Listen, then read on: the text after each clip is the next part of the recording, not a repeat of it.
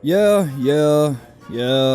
I've already talked about Pokemon. Every single person on this godforsaken planet has already talked about the Pokemons and the starters and the graphics and the trees, the animations, the models, the national dex, Game Freak lied, Game Freak tried, Game Freak died. Jesus Christ. I'm so very tired. But since the kerfuffle has died down, it's time to take a step back and see what not just Pokemon fans, but everyone can take away from this shit show. I ain't reviewing the game, cause I don't do that. Instead, I see the most recent installment in this franchise as a perfect chance to dissect the formulas and patterns of all nostalgia-based properties. It's the perfect embodiment of when a franchise becomes too big for its own good. A divided fanbase fights for control of the future of a series, a tried and true inevitability that seems to happen more now than ever before. So, right after I finished my last video, I finally got to sit down in my decrepit lazy boy and see what Game Freak had to offer my succulent soul. I had no expectations of this being a great game or a bad game. No,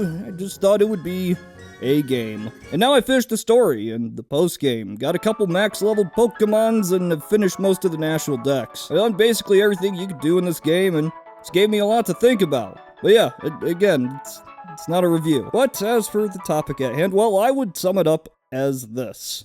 You started up, cool it's a Willu, fuck that loser, get a Sobble, watch a cutscene, cook a curry, that's adorable, walk around, it seems about right, and oh, you got this big ass open area, fucking Wingalls. After the first day of playing, I was astounded, confounded, and aroused. It seemed like this mega franchise had actually done something different. What magical experiences would await me once I leave the bounds of this wild area? Pretty quickly, it's apparent that this open area is the focus of the game. Once you leave it, it's all downhill from here. The cities have the complexity of the produce section of Kroger. It barely qualifies as exploration. The routes might as well be loading screens. The caves and forests, brief detours from the abomination that is Hop. And this isn't me comparing this console entry to even the most recent handheld versions. This region is a sad affair, even by the standards set back on the Game Boy. Remember going through the Team Rocket hideout? Every game in the series has something like it, this big maze that seems to never end until you finally find yourself facing off against the big bad man. Yeah, in this game that experience is replaced with an elevator.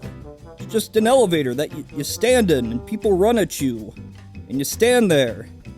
Fucking kill me. If I had to take a guess, it feels like a few key areas of the game were focused on, with a few set-piece locales, stuff that gets put in the ads and says, hey, this is definitely worth your $60, you little prick. Scaling of the models is oof. Draw distance is ouch, but I expected that. Ironically, most fans would probably be happier if we returned to the pixel art days, but hey, pixel art is more expensive than you think. The champion battles just recycle the old gym leaders and people we've seen. The post-game is, my god, look at this. All of this. Characters that are version exclusive just don't appear in battles because, I don't know, maybe making 2 versions of this was too much? If you don't fuck around too much, this game takes less time to 100% than, well, pretty much most games. That's not good for an RPG, and without the element of shiny hunting, I'm sure most people would only get 30 hours from this whole experience. And it was around this point that I started to think about this game more critically and considered making this video. See, the world became a simple background to catch more Pokemons rather than something you actually want to explore. The few houses in the cities are copied and pasted, nearly empty and usually not worth going into. The actual new content is icing on a stale floppy cake, and like any cake, it probably tastes okay, but that doesn't make it a quality food product. It's comfort food with established lore. You know what you're gonna get. Indulge the tingles of nostalgia as you reminisce of the days gone by. But beyond that, I mean, since you can't trade all your Pokemon forward, and yeah, this is gonna happen in every future installment, it kinda makes it pointless to even catch them all. And it's not even, what if it's not in the national dex blue blah blah blue? I mean, you can't even trade any Pokemon to this game from games that are on the same system. Oh no, for that you'll need Pokemon Home. Now it's not out yet, but based on the last service Pokemon had that did the exact same thing, it's probably not going to be free. Yeah, losing this whole aspect of trading from game to game makes it a lot easier to look at each game as a self-contained experience, and that experience has been getting shorter and shorter and shorter every generation. It's finally reached the point where you could feasibly 100% a Pokemon game faster than watching the entire run of The Marvelous Misadventures of Flapjack. And if this is the scope and scale planned, the mark of quality we can expect going forward, then well, it kind of just confirms the fears I expressed in that last video. Mass profits, alternative revenue streams, inherent brand recognition, it all culminates in this. And yes, this will not and has not affected sales. But lucky for me, this wasn't the only monster-catching RPG coming out this year of 2019. Fun-fucking-tastic, this game be bombastic. It looks like a Pokemon clone, but yeah, it's not. I don't want to go too in-depth regarding mechanics, but trust me, it's a good time. The basic concept is you get creatures, you raise creatures, you battle creatures. It's simple. Turn-based RPG, 4 moves, you know what you're in for when it comes to all this. You got 3 creatures every battle, that's different, but it works. What amazes me is this feeling of discovery, the exploration of a new world that we all got when we first played a Pokemon game as a kid. That's here. Hey, look at this thing. I never saw that before. Oh god, what's that? This may be an interesting mechanic I would like to partake in. These are the kind of feelings you will not be getting in a game series after 20 plus years. But yeah, while this game sold 6 million in its first weekend alone, this game, well, last I checked on Steam Spy, it had 4 concurrent players yesterday, and I was probably one of them.